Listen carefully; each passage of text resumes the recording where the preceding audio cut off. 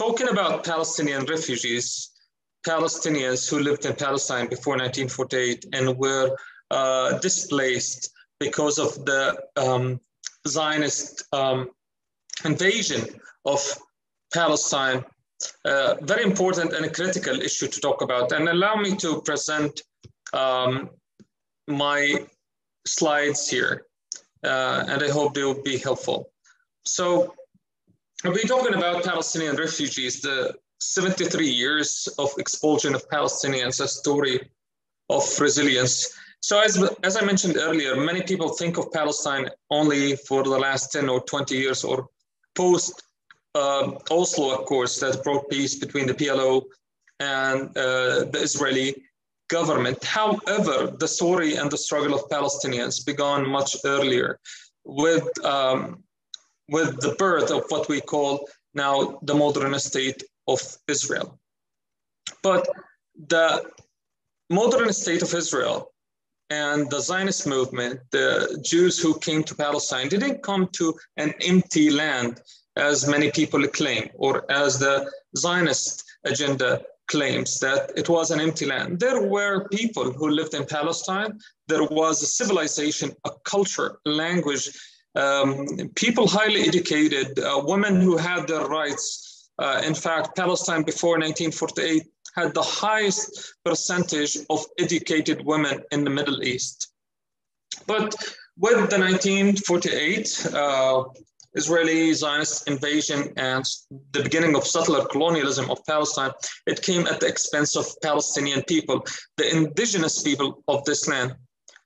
About 800,000 Palestinians were displaced because of the Zionist militia attacks on Palestinian villages and cities. About 531 villages were completely destroyed by Zionist militia in order to allow space and a place for the envisioned Israeli state to be created.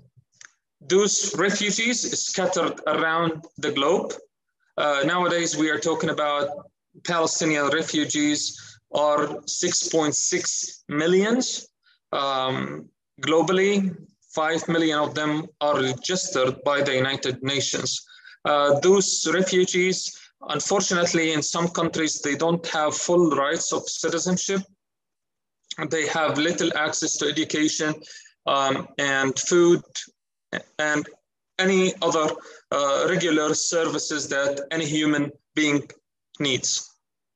You can see on the charts here how, in fact, the Palestinians that were displaced in 1949, 1948, 1949 in Arab countries within the West Bank and Gaza Strip, and also all over the globe. Most of the refugees are now staying in about 58 refugee camps in Lebanon, Syria, Jordan, Lebanon.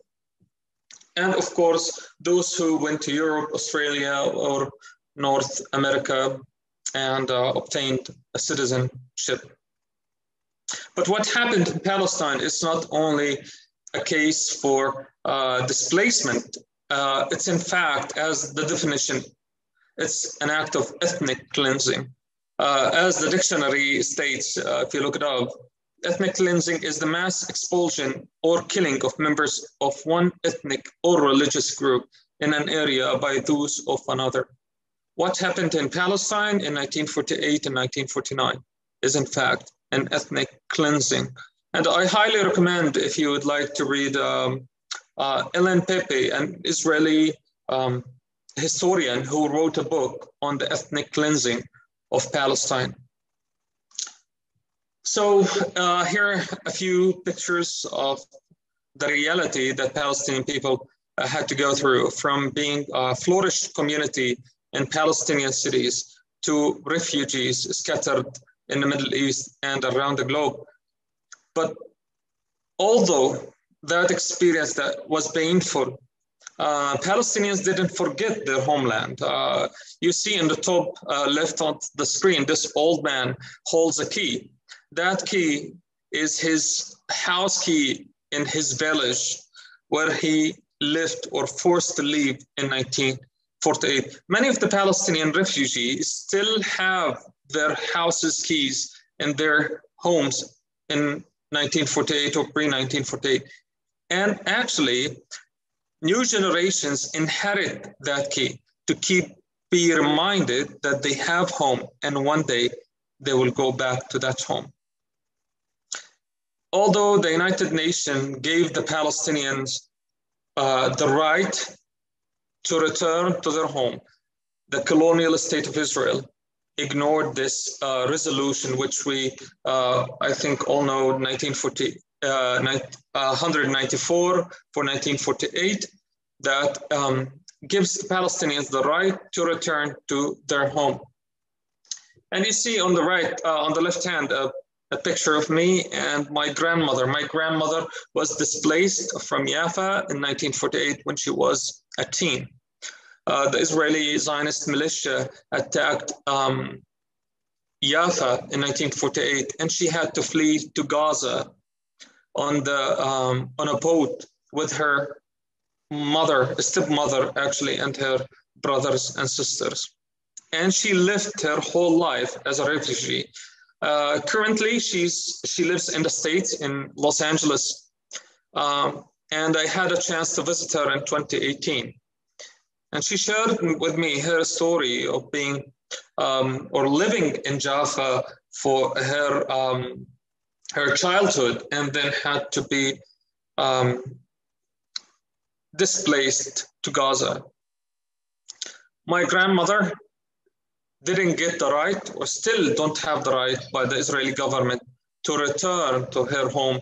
In fact, one of my cousins tried to go and take picture with his children in the front of her home in Jaffa, which is occupied by settler Israelis.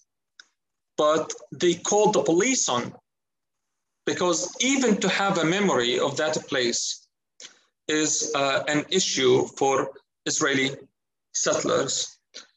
Of course, as Israel ignores the United Nations resolution, it also ignores and violates the Universal Declaration of Human Rights, which gives Palestinians the right to return to their home, to stay in their home and their country.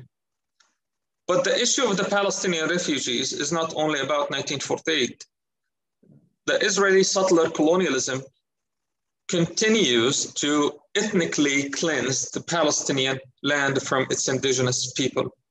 What you've seen on the news for the last 2 weeks about Gaza, it's a continuation of the Israeli expulsion and ethnic cleansing of Palestinian people all over the land. And because of the Israeli aggression that destroyed residential buildings, whole neighborhoods, killed families. Actually, there is about, I think, 12 families that the whole family deleted from the civilian record in Gaza because the Israeli airstrike killed the whole family. That's what we call genocide, in fact. But beside the killing, the destruction, thousands of Palestinians, maybe around 30,000 Palestinians, were again displaced. And by the way, Gaza, the Gazan population, 70% of it is refugees. So imagine those people who experienced displacement in 1948, and again, Israel continues to displace them even in the refugee camps.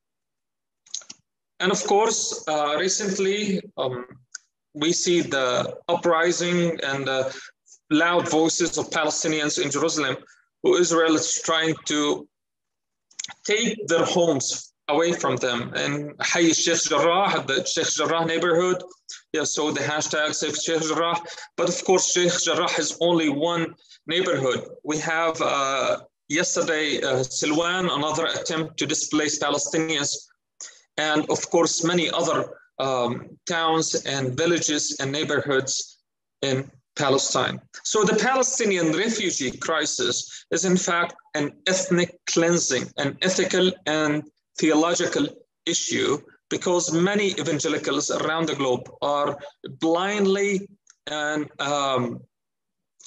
supporting the Zionism, the Zionist agenda, which we call Christian Zionism, and the displacement, the killing of the Palestinian people. And I believe that it's our responsibility as a church